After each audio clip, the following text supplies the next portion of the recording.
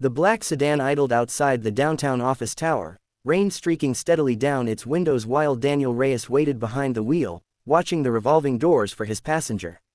He had been driving for the executive car service for almost a year now, ever since taking the job to have flexible hours around his daughter Lily's school schedule. Vivian Hale stepped out precisely on time, as she always did, her heels clicking sharply against the wet pavement as she climbed into the back seat, barely glancing at Daniel before burying herself in her phone. "The airport," she said curtly. "And take the faster route this time. Last week's drive felt unnecessarily slow." "Of course, ma'am," Daniel replied evenly, pulling smoothly into traffic. Vivian glanced up briefly, studying him with faint irritation. "You're new, aren't you? I don't remember seeing you before last month." "About 6 weeks now," Daniel said. "Well," she said, returning her attention to her phone, "try to keep up. I don't have patience for drivers who don't know the city well enough." Daniel said nothing, accustomed by now to her clipped tone and the quiet condescension that colored most of her comments during their brief drives together. He had learned early on that Vivian Hale valued efficiency above almost everything else, rarely offering pleasantries, rarely acknowledging him as anything more than a means of transportation. That evening, however, as they merged onto the highway leading toward the airport, Vivian's phone rang sharply. She answered immediately, her earlier irritation shifting instantly into alarm. "What do you mean the car went off the road?" she said, her voice suddenly tight with fear. "Is everyone all right? Where exactly?" Daniel glanced at her briefly through the rearview mirror, sensing the shift in her demeanor immediately. "That was my sister," Vivian said, lowering the phone slowly, her hands trembling. "My parents were driving back from a family visit. Their car slid off the road near Miller's Creek Bridge, during this rain. She says they're trapped, the car's partially submerged, and emergency services are still 10 minutes out." Daniel didn't hesitate. "I know that area," he said immediately, already changing lanes. "There's a service road that cuts through faster than the main route. We can get there before the ambulance does." Vivian stared at him, startled by his sudden certainty. "You're sure?" "I used to drive medevac routes during my service," Daniel said simply, flooring the accelerator carefully despite the slick roads. "I know these back roads better than most." The sedan sped through the rain-soaked streets, Daniel navigating skillfully through unfamiliar turns, weaving past slower traffic with practiced precision. Vivian gripped the door handle tightly, her earlier composure completely replaced by raw, visible fear. "They're getting older," she said quietly, almost to herself. "I keep telling them to slow down when they drive in weather like this. They never listen." "We'll get there," Daniel said firmly, his voice steady despite the tension in the car.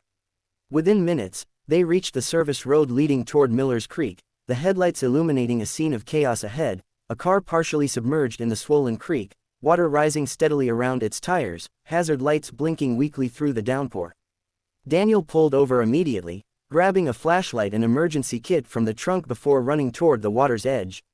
"Stay back from the edge," he called to Vivian, who had followed closely behind him, panic evident in every movement. "The current's stronger than it looks." Inside the car, an elderly couple sat trapped, water steadily rising toward the door panels. Daniel waded carefully into the frigid water, testing his footing before reaching the driver's side door.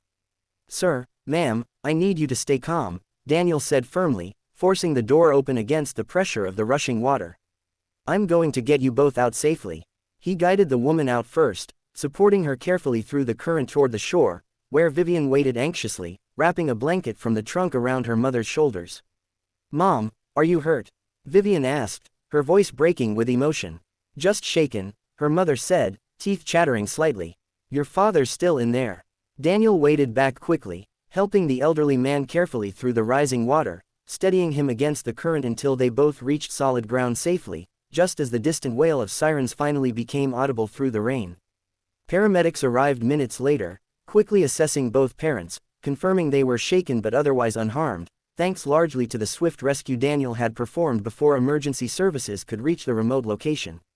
Later, once everything had settled and her parents had been safely transported for observation, Vivian found Daniel sitting quietly on the open trunk of the sedan, wrapped in a spare blanket, still catching his breath from the cold water. "I don't know how to properly thank you," she said softly, her earlier sharpness completely gone, replaced now by quiet, genuine gratitude. "You didn't hesitate, not even for a second." "There wasn't time to hesitate," Daniel said simply. Vivian studied him carefully, something shifting behind her eyes. Earlier today, I was rude to you. Impatient, dismissive, and yet, the moment my family needed help, you didn't think twice. That's not about you, Daniel said honestly. It's about doing what needed to be done. Vivian sat down slowly beside him, the rain finally beginning to ease into a gentle drizzle. I judge people quickly, she admitted. It's a habit from years of running board meetings, making fast decisions, expecting the same efficiency from everyone around me. I don't often stop to consider who's actually sitting in front of me. Most people don't, Daniel said quietly. I'd like to change that, Vivian said. Starting with actually knowing the people who work for me. Daniel offered a small, tired smile. I appreciate that. As the ambulance finally pulled away toward the hospital, Vivian turned back to him one last time. Whatever you need, Daniel, consider it done. A promotion, a raise, whatever would help you and your daughter.